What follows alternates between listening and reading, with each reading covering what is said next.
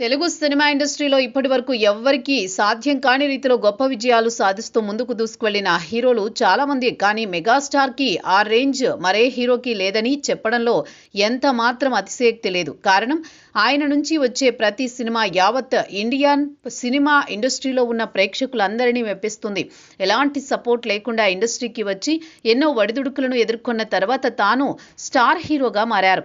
ప్రస్తుతం మనశంకర్ వరప్రసాద్ సినిమాతో భారీ విజయాన్ని తన ఖాతాలో వేసుకున్నారు. అయితే మెగాస్టార్ చిరంజీవి అప్పటి నుంచి ఇప్పటి వరకు ఎవరూ బ్రేక్ చేయలేకపోతున్నారు.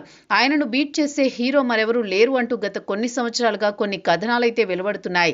కారణం ఏంటి అంటే, మెగాస్టార్ డ్యాన్సులు వేయడంలో దిట్ట, ఫైటింగులు చేయడంలో ఆయనను మించిన వారు లేరు. నటనలో నవరసాలను అలవోకగా పండించగలిగే కెపాసిటీ అతనికి ఉంది. ఇప్పుడున్న వాళ్లలో అన్ని క్వాలిటీస్ ఉన్న హీరోలు ఎవరూ లేరు. కొందరు డ్యాన్స్ బాగా చేస్తే మరికొందరు యాక్టింగ్ బాగా చేస్తూ ఉన్నారు. అలాంటి సందర్భంలో అన్నీ కలగలిపిన హీరో దొరకనంత వరకు మెగాస్టార్ చిరంజీవిని బీట్ చేసే హీరో ఇండస్ట్రీలో ఎవరూ ఉండరనేది వాస్తవం. వరుసగా 6 ఇండస్ట్రీ హిట్లు దక్కించుకున్న క్రేజ్ కూడా అతనికే దక్కింది. 1987లో పసివాడి ప్రాణంతో ఇండస్ట్రీ హిట్ కొట్టారు. 88లో యముడికి మొగుడు, 89 అత్తకి యముడు అమ్మాయికి మొగుడు, 90లో జగదేక వీరుడు అతిలోక సుందరి, 91లో గ్యాంగ్ లీడర్, 92లో ఘరానా మొగుడు లాంటి సినిమాలను చేశారు. ఇక తాను వరుసగా ఇలా 6 సంవత్సరాల్లో 6 ఇండస్ట్రీ హిట్లు దక్కించుకున్నారు. ఇప్పటి వరకు మెగాస్టార్ రేంజ్ ను టచ్ చేసిన హీరోలెవరూ లేరు, ఇక మీదట రాలేరు అనేది వాస్తవం.